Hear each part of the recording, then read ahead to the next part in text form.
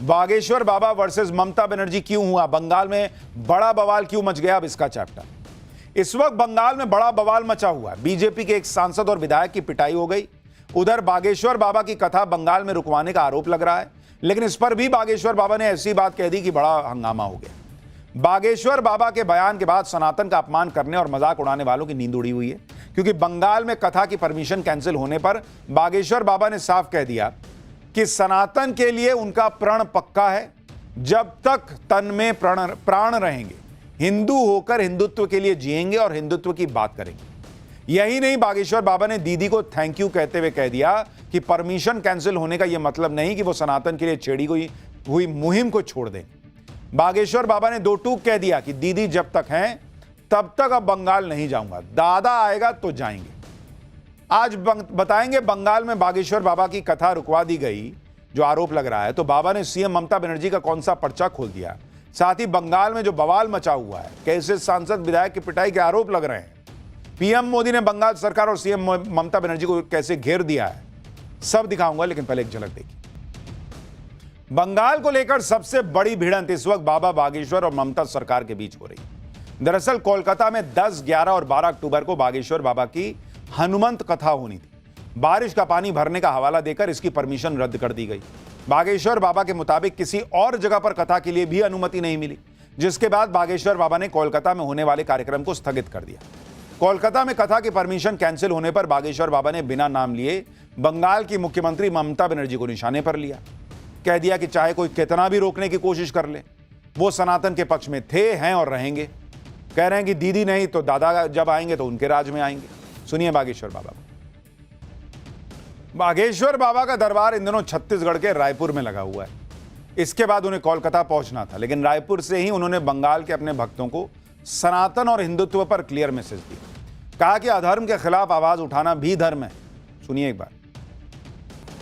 आज बागेश्वर बाबा ने यह भी बता दिया कि क्यों उन्होंने देश दुनिया में घूम घूम कर सनातन का झंडा बुलंद करने की मुहिम छेड़ी। इसके लिए बागेश्वर बाबा ने हाल में हुई 2 घटनाओं का उदाहरण दिया। पहली घटना छत्तीसगढ़ के बिलासपुर में कुछ दिन पहले अशरफ खान नाम के एक शख्स ने शिवलिंग को अपवित्र करने की कोशिश की, इसका जिक्र उन्होंने किया। दूसरी घटना दशहरे पर तमिलनाडु के त्रिची में भगवान राम की तस्वीर को जलाने के आरोप में एक शख्स को गिरफ्तार किया।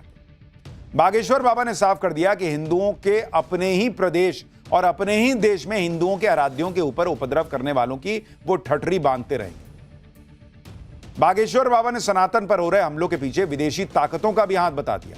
सुनिए एक बार फिर बताता हूं कि बंगाल में और क्या क्या बवाल हुआ है।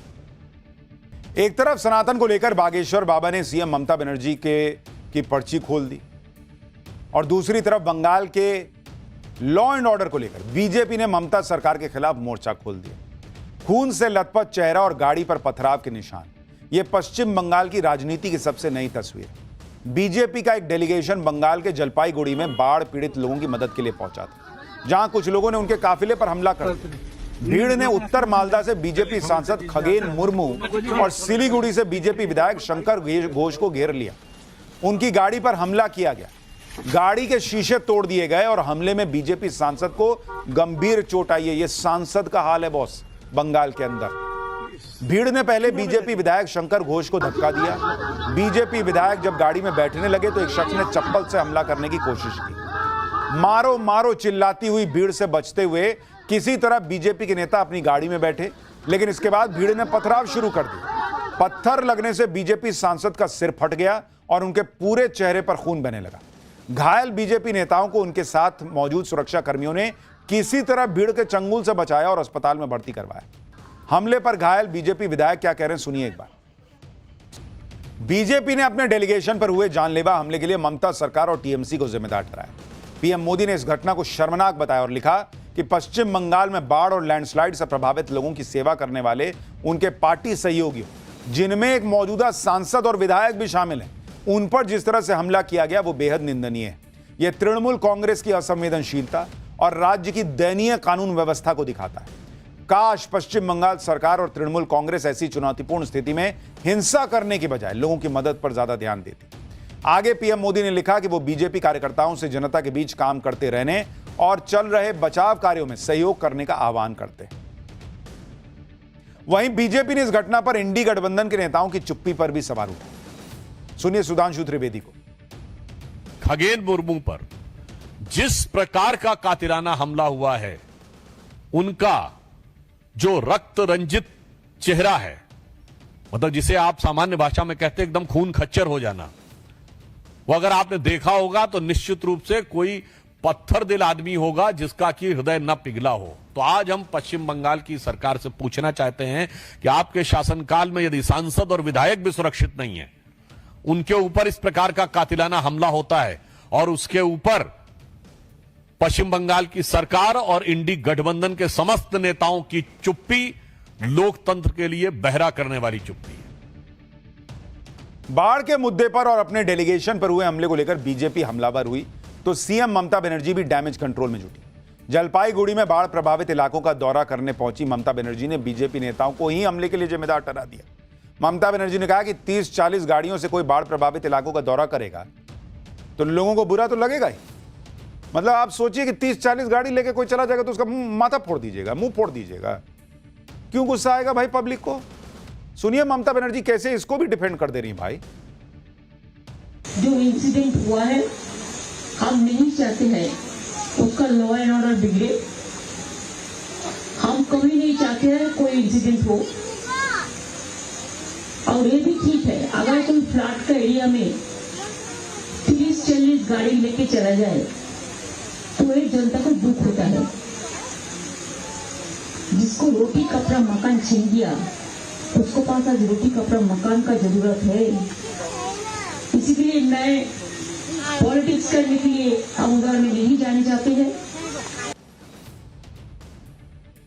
एक लाइन में कह रही है कि ऐसा नहीं होना चाहिए और दूसरी लाइन में कह रही है कि 30-40 गाड़ी लेके गया तो पब्लिक को गुस्सा आ गया। ये क्या बात हुई बॉस?